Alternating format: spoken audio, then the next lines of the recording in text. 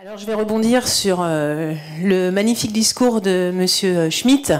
Effectivement, j'y contribue depuis 8 ans en tant que pharmacien, justement pour décomplexer les pharmaciens qui sont des chefs d'entreprise. Et justement, ce carcan éducatif, nous l'avons, et malheureusement encore à travers nos études, sans doute peut-être trop longues. On a les études les plus longues dans le monde, 6 années, c'est particulièrement long. Et je côtoie les jeunes pharmaciens depuis nombre d'années. Et on ne peut pas parler à un jeune pharmacien sur les bancs de la faculté de client. On ne peut pas parler de consommateur. On est obligé de parler de patient. C'est pratiquement une révolution lorsque j'aborde cet aspect-là, parce qu'un professionnel de santé ne peut pas être un chef d'entreprise. Or, un pharmacien, on a eu le témoignage de la jeune opticienne tout à l'heure, on est pharmacien et chef d'entreprise. On a le droit d'avoir cette double casquette.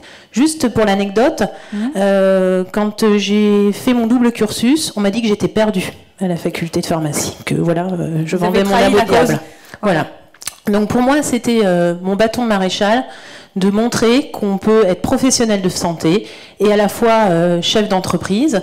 La complexité de notre métier aujourd'hui, et c'est là, on va dire, mon leitmotiv professionnel et ma motivation au quotidien, c'est de montrer qu'on peut allier effectivement les deux compétences. Et aujourd'hui, dans notre contexte pharmaceutique, vous savez que effectivement, ça devient un domaine hyper concurrentiel. C'est pas du tout un long fleuve tranquille que la vie de pharmacien. Il faut le vivre de l'intérieur pour comprendre effectivement la réglementation. On parle d'ubérisation de la pharmacie, on change les règles, on change une économie. Je vous rejoins monsieur, effectivement on change les règles, mais pourtant les jeunes qui s'installent aujourd'hui, quand ils vont voir leur banquier, on leur demande de faire un business plan sur 12 ans, sur 15 ans. Mais quelles sont les règles demain ? C'est bien le problème aujourd'hui. Et la motivation des jeunes pharmaciens, elle est omniprésente. Et je vous rejoins aussi sur ce point-là. C'est aussi pour ça que j'appuie la formation des jeunes et des moins jeunes, des pharmaciens seniors. Ils n'aiment pas que je leur dise ça. Mais seniors au niveau expérientiel, ça c'est important. Et un banquier, alors le discours change un peu.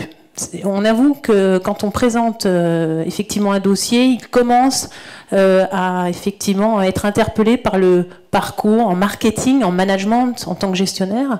Mais quoi qu'il en soit, c'est le business plan et effectivement rien d'autre. Et cette motivation, ces jeunes qui ont envie d'entreprendre, par contre, moi j'en vois au quotidien. Et ça me fait mal au ventre de voir ces jeunes qui ont envie d'entreprendre. On dit qu'il faut effectivement reprendre les pharmacies parce qu'il y a un risque aussi de santé publique. C'est cette hétérogénéité du maillage. Vous avez tous la chance d'avoir une pharmacie près de chez vous. C'est pas du tout évident sur du moyen terme, sur 5-6 ans. Vous le voyez, il y a des concentrations de pharmacies. Ça veut effectivement dire un service de santé qui va être quelque peu altéré. Alors c'est peut-être un besoin économique aussi, mais en tout cas ces jeunes qui veulent s'installer, moi je souhaite les aider.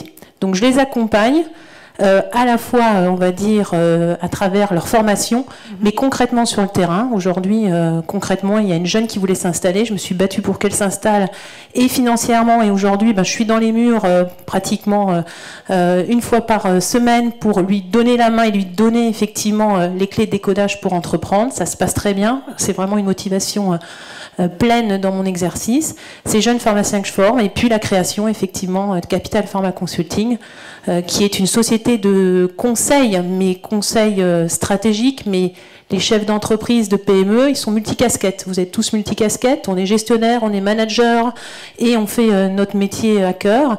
Et il faut prendre ce recul.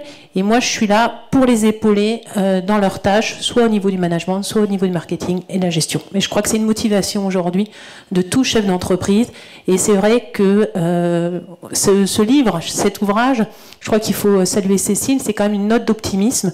Et vous tous, ici présents, nous, on a témoigné, on va dire modestement, mais tout le monde doit être porte-parole, effectivement, de ce livre, parce que c'est en bougeant, effectivement, ensemble qu'on peut changer les choses.